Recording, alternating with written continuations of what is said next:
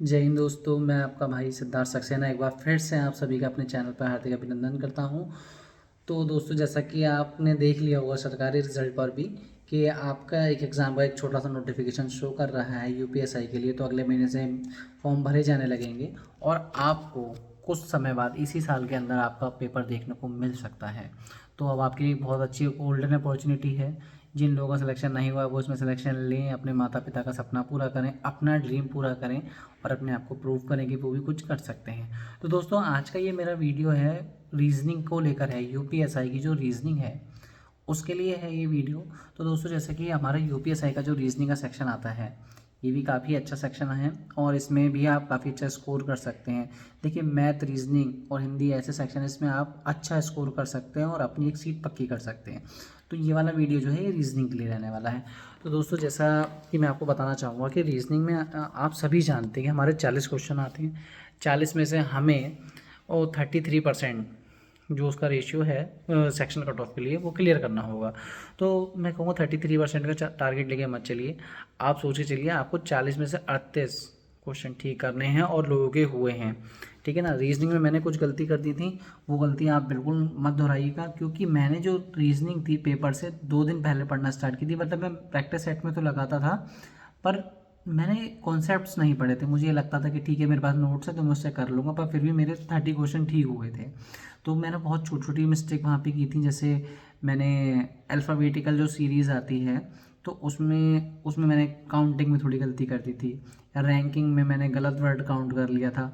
और 2 सवाल तो मेरे ऐसे गलत हुए थे जिसमें मैंने उनका स्क्वायर गलत कर दिया था, मतलब बहुत जल्दी में।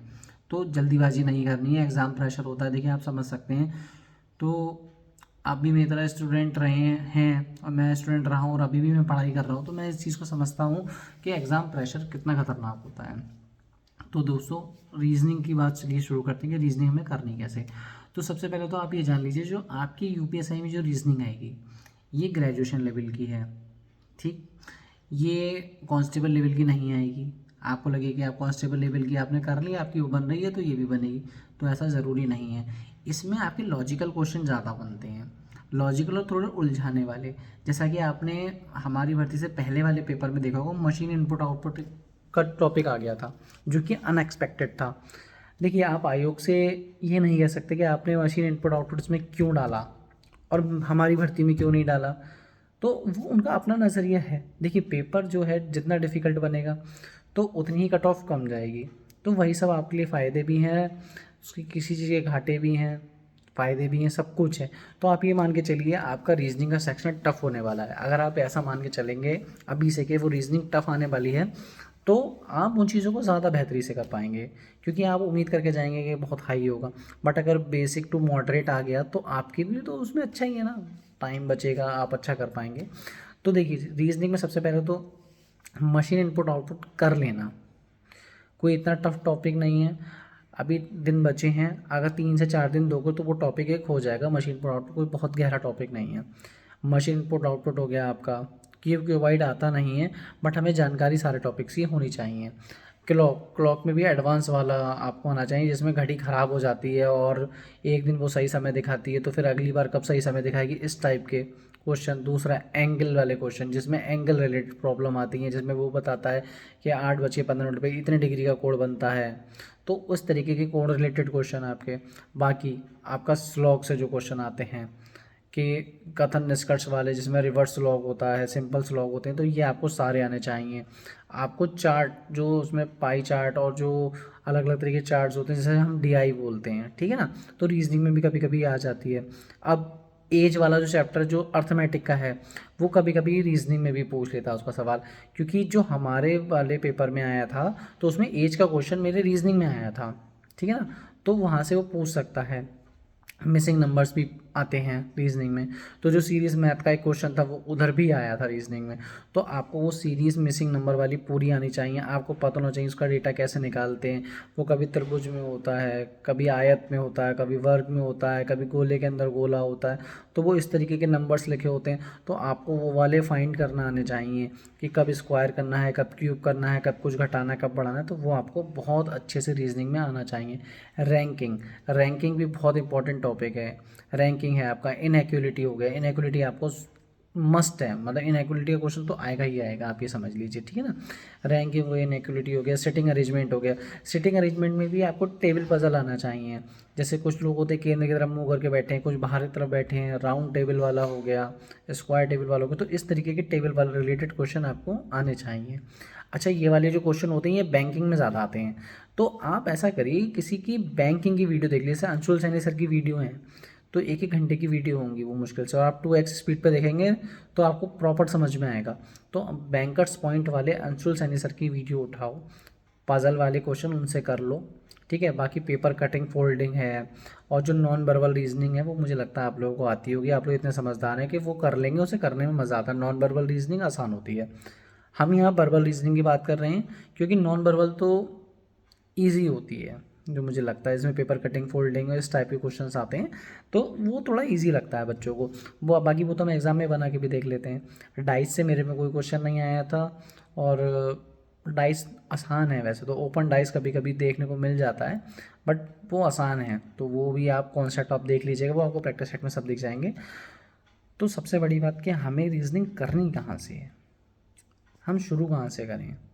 देखो, इस वीडियो का सबसे इम्पोर्टेंट पार्ट यही है मेरी, कि रीजनिंग हमें करनी कहाँ से। अभी तक तो जो बातें हुई, अभी कुछ बच्चे कमेंट में लिखेंगे 6:26 पर शुरू हुई वीडियो, ऐसे मतलब कुछ आदत होती है ना कुछ की, तो बस वही मैं आपको बता रहा हूँ कि यही जो आप सुनना चाहते हैं, वो अब बात ये है कि रीजनिंग करें तो करें कहाँ से। तो रीजनिंग जो है आपको करनी है पीयूष सर से, कैरियर विल के पीयूष सर हैं, मैंने उनसे रीजनिंग की थी। आपको कोई और टीचर पसंद आ रहे हो तो आप उनसे कर लीजिएगा। मैंने पीयूष सर से की थी क्योंकि उन्होंने एसएससी सीजीएल लेवल की रीजनिंग पढ़ाई थी, और हमारा भी एग्ज़ाम ग्रेजुएशन लेवल का है, तो उन्होंने काफ़ी एडवांस लेवल के क्वेश्चन करवाए थे, तो मुझे उनसे काफ़ी हद तक समझ में आया था, और मेरा देखिए क्लियर भी हुआ है। तो आप जो है पीयूष सर की रीजनिंग कर सकते हैं, या उनके अलावा आप अगर बैंकिंग की तरफ देखना चाहें, थोड़ा लेवल हाई करना चाहते हैं या सारी चीज़ें समझना चाहते हैं, तो अंशुल सैनी सर की भी आप हेल्प ले सकते हैं। बाकी आपको पूरे यूट्यूब पे जो टीचर समझ में आए आप उसको ज्वाइन कर लीजिए। मैंने जो भी कुछ देखा है सब फ्री वाले चैनल्स पे देखा है, सब फ्री का कंटेंट लिया, मैंने कोई पैसे खर्च नहीं किए किसी भी कंटेंट में। जो यूट्यूब पर फ्री क्लासेस थी, लाइव क्लासेस आती थी, मैंने बस वही देखी, ठीक है। कैलेंडर हो गया, क्लॉक हो गया, ये सारी चीज़ें, स्लॉग हो गया, ये सारी चीज़ें, सारे टॉपिक आपको यूट्यूब पे मिलेंगे। बस आप टॉपिक का नाम डालिए, आपको बहुत सारे आ जाएंगे। जिस टीचर से आपको लगता है कि ये मेरा मैच कर रहा है, मुझे ये अच्छे समझा पा रहा है, आप उसको क्लिक कीजिए। अच्छा, प्रीवियस ईयर लगाने हैं, तो कुछ लोग पूछेंगे कि हम ऑफलाइन लेके ऑनलाइन, देखिए आपका पेपर ऑनलाइन होगा, ठीक है।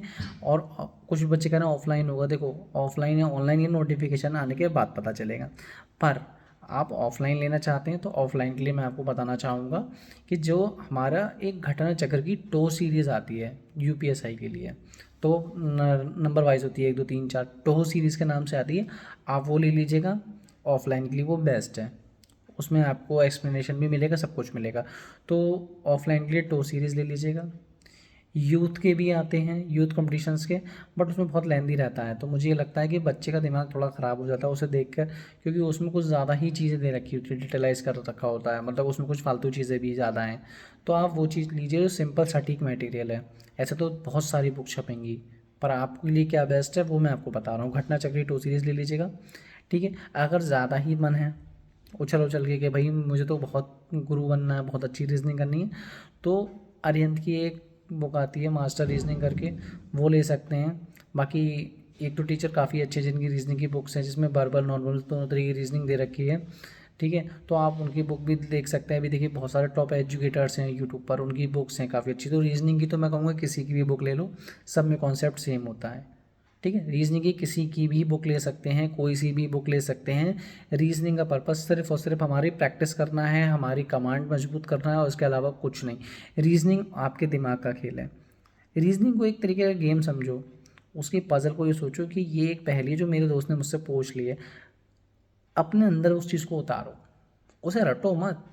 क्योंकि कोई तो सब्जेक्ट ऐसा लेके चलो जो एकदम स्मूथ हो, जिसमें हमें कोई डर ही ना हो, तो वो रीजनिंग बन सकता है। क्योंकि रीजनिंग आपके दिमाग की क्षमता पर निर्भर है, आपका मेंटल एप्टीट्यूड, सारी चीज़ें लॉजिकल, सब चीज़ें उसमें चेक हो जाती हैं। तो रीजनिंग जो है आप दिल से समझो, मतलब ऐसा, मतलब जाना ऐसा मत सोचो कि बहुत टफ है, मैं कैसे करूँ कैसे करूँ, सब कर लोगे। स्क्वायर से याद करो, क्यूब से याद करो, जितने ज़्यादा हो सकते हैं 50-50 तक कोशिश करो। देखो 30 तक तो क्यूब याद करो, 50 तक स्क्वायर याद कर लो, ठीक है। करने वाले बच्चे तो बहुत बहुत आगे कर लेते हैं, तुम 50 तक ही कर लो। रीजनिंग में से इतना तुम्हारे इनफ रहेगा। बाकी कैलकुलेशन प्रैक्टिस करते रहो अपनी, तो ये सब तुम्हें रीजनिंग में भी काम में देंगी। बाकी स्टेटमेंट अजम्पशन, ये जो स्टेटमेंट अजम्पशन होता है ना, ये टॉपिक है तो बहुत अच्छा, पर इसमें कभी कभी बच्चे क्या करते हैं, अपना एक्स्ट्रा दिमाग लगा के इसे ख़राब कर लेते हैं। भाई उसमें जो दिया है केवल उसे सच मानना है, उसके आधार पे ही निर्णय लेना है, और ऐसा तभी कर पाओगे जब तुम प्रैक्टिस करोगे। तो प्रैक्टिस तुम किसी के से भी कर लो, किसी से भी कर लो, कोई सी शीट उठा के कर लो। मैं ये नहीं कह रहा हूँ पर्टिकुलर बुक से ही होगा, तुम टेक्स्ट बुक की टेस्ट सीरीज़ लो, बेस्ट है। टेक्स्ट बुक की टेस्ट सीरीज़ लो, उससे तुम अपनी यूपीएससी की रीजनिंग तैयार करो। मैं तुम्हें लिख के दे रहा हूँ कि तुम्हारी रीजनिंग एक नंबर हो जाएगी। तुम टेक्स्ट बुक से भी लगा लेते हो तो तुम्हारा शायद मुझे लगता है वहाँ पे स्कोर 35+ तुम आराम से कर ले जाओगे। तुम और भी ब्रिलियंट हो, 39-38 तक बच्चों का पहुँचा, तुम्हारा भी पहुँच सकता है, ठीक है। बहुतों का 30 से कम भी गया है, ठीक है। तो उस लिस्ट में मत आना, आप रहने की सोचो। 38-39 सोचोगे तो कहीं 34-35 को टच कर पाओगे।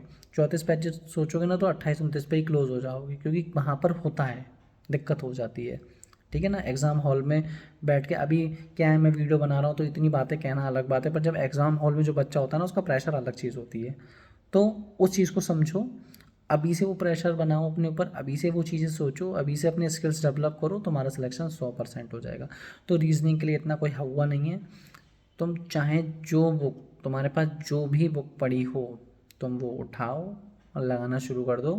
बस टॉपिक उसमें सारे होने चाहिए और तुम्हारी प्रैक्टिस जोरदार होनी चाहिए। तुम्हारा रीजनिंग कोई नहीं रोक सकता। तो रीजनिंग के लिए टेक्स्ट बुक की टेस्ट सीरीज़ ले लें, ज़्यादा है तो आर्यन की मास्टर बुक आती है वो ले लीजिएगा। हालांकि मैं उसे प्रेफर नहीं करता हूँ, पर कुछ लोगों बुक बुक कहते हैं, तो मतलब वो बुक बहुत मोटी सी है, तो उसे देख के उनको थोड़ा समझ में आएगा कि प्रीवियस ईयर ठीक रहेंगे मेरे लिए। बाकी घटना चक्री टो सीरीज ले सकते हैं ऑफलाइन के लिए। ऑनलाइन के लिए आप किसी भी टीचर के जो फ्री सेशन होते हैं लाइव वाले, जिसमें वो लगवाते हैं, तो उसे लगाइए, ज्वाइन कीजिए, कोई दिक्कत नहीं है। 30-30 मिनट के होते हैं, उसमें फ्री में टेस्ट लगाइए, चले आइए, ठीक है ना। बाकी रीजनिंग में कोई और दिक्कत हो तो आप लोग मुझे कमेंट करके बताइएगा कि रीजनिंग में आपको क्या समस्या आ रही, कौन से टॉपिक में दिक्कत आ रही है, चाहे वो मिसिंग नंबर हो, चाहे वो कैसा भी टॉपिक हो, आप मुझे बताइएगा। मैं आपके लिए बेस्ट मटेरियल सर्च करके आपको बताऊंगा। बाकी मैं आप लोगों के लिए अगले वीडियो में एक बुक का रिव्यू करने के लिए मैं लेकर तो आ गया हूँ, आज ही मैंने परचेज़ की है, और वो है परीक्षा वाणी की पॉलिटी की बुक। तो अभी मेरा कैमरा बैक नहीं हो रहा है क्योंकि ये लगा हुआ है। तो ये वाली जो बुक है ये 395 रुपये इसकी MRP पड़ी है, और ये मुझे 20% डिस्काउंट पे मिली है। तो ये वाली बुक काफ़ी अच्छी है, क्योंकि देखो हमारा पॉलिटी का सेक्शन ज़्यादा आता है, और बच्चे कह रहे हैं पॉलिटी हम पतली बुक से कर लें, छोटी से कर लें, मोटी से कर लें, पता नहीं क्या क्या पूछ रहे हैं। तो मैं कल इस बुक का एक रिव्यू लेकर आऊँगा, ठीक है। ये उसका 10वां संस्करण है, मतलब अब तक ये बुक 9 बार तो छपी है, 10वीं बार छपी है, और काफ़ी अच्छी बुक है। तो जो ज़्यादा आने वाला है यार, उस पर तो मेहनत कर लो, एक बार दिल से मेहनत करके तो देखो, सिलेक्शन हो जाएगा। 4200 ग्रेड पे की जॉब है, अगली बार 8th पे कमीशन लग जाएगा, तो सैलरी भी बहुत अच्छी हो जाएगी। कुछ तो ड्रीम्स रखो अपने अंदर, कुछ तो जुनून रखो नौकरी लेने के लिए। तो अभी से इतनी ऐसी बुक को देखकर डरो मत कि इतनी मोटी कैसे करेंगे, पतली बुक है। अरे पतली बुक है तो उसमें उतना कंटेंट होगा, मोटी बुक है तो उतना दिमाग चलाओ यार, ठीक है ना। तो पॉलिटी के लिए एक अच्छी बुक ले लो बस, बाकी तुम्हें जिससे जो करना है वो तुम करो। बाकी मैं तुम्हारी हेल्प कर ही रहा हूँ, कहीं कोई कन्फ्यूज़न हो मुझे इंस्टा पे मैसेज डाल सकते हो, मुझे कमेंट कर सकते हो। कुछ लोगों के पास मेरा नंबर भी है, कॉल कर सकते हैं, ठीक है। मैं आपके लिए अवेलेबल हूँ। तब तक के लिए मिलते हैं मेरे अगले वीडियो में। जय हिंद दोस्तों।